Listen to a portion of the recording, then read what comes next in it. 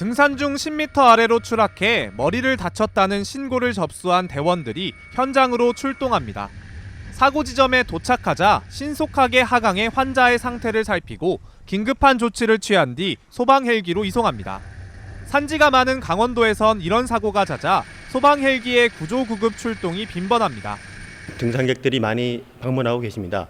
그에 비례해서 저희 강원도 지역에서는 산악 사고가 다발로 발생하고 있는데, 따라서 저희 소방 헬기가 가지고 있는 기동성이라든가 신속성을 활용해서 강원 지역의 소방 헬기 구조 구급 출동 건수는 전국에서도 손에 꼽힙니다. 강원도 소방본부는 횡성과 양양에 총 2대의 헬기를 운용하는데 지난해에만 구조 구급 출동이 344건에 달했습니다. 경기도와 서울에 이어 세 번째로 많았는데 헬기당 출동 건수도 지난해 경기도가 헬기를 한 대 줄이기 전까진 전국에서 가장 많았습니다. 헬기당 50여 건인 충남 경북보다 4배 가까이 많고 광역시인 대전 광주와는 7배에서 10배 정도 차이가 납니다. 업무 강도가 높을 수밖에 없는데 출동 인력이 넉넉치 않아 대원들의 피로도는 상당합니다. 저희가 3주 1교대로 당비비 체계로 많이 하고 있는데 2주 이상 교육을 가게 되면 당비로 그러니까 퐁당퐁당 하는 거죠. 그러다 보니까 업무에 지쳐서 2명의 구급대원이 팀을 이루어 주처치와 보조처치를 나눠서 하는 구급차와 달리 소방 헬기에는 구급대원이 1명뿐인 것도 생명을 구하는 데 걸림돌입니다. 경증 환자의 경우는 혼자서도 처치가 가능하지만 등산 중 낙상 등으로 인한 심정지, 중환자가 많은 강원도에선 손이 부족해 가져간 의료 장비를 제때 쓰지 못하는 경우가 많습니다. 제가 이제 항공대 온 지 3년 차인데요. 지금 거의 심정지 환자를 제가 가지고 있는 기록으로는 한 10건 정도 되는데 아직까지는 안타깝게도 한 건도 나오지 않고 있습니다. 생명을 구하는 소방 헬기가 제 역할을 다할 수 있도록 여건 개선이 시급해 보입니다.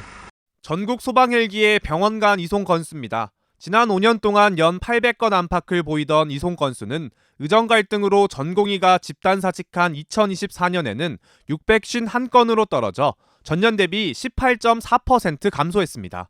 특히 의료 여건이 열악한 강원도에서는 감소폭이 더 컸는데 2023년 176건에서 2024년 125건으로 28.9%나 급감했습니다. 병원들이 응급 환자를 수용하지 못해 나타난 응급실 뺑뺑이 현상이 하늘에서는 소방 헬기의 병원 간 이송이 줄어드는 방식으로 나타난 것으로 보입니다. 병원 간 이송에 통상 동승하던 의사도 응급구조사나 간호사 등 다른 의료 인력으로 대체되는 게 일상이 됐습니다. 원래 전에는 의사 선생님들이 보통 많이 타셨어요. 인턴분들. 네. 타 병원으로 이송할 때 의사 선생님들이 많이 타셨는데 이 이후로는 거의 의사 선생님들보다는 응급구조사나 간호사 선생님들이 주로 많이.